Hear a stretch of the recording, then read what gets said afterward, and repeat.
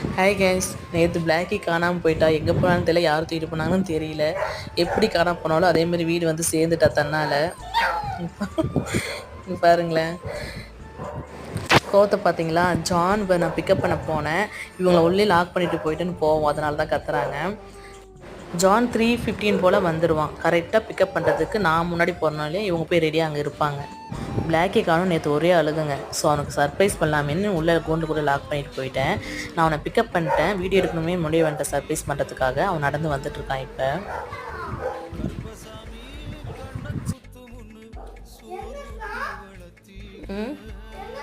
காலை அதுவே வந்துருச்சு.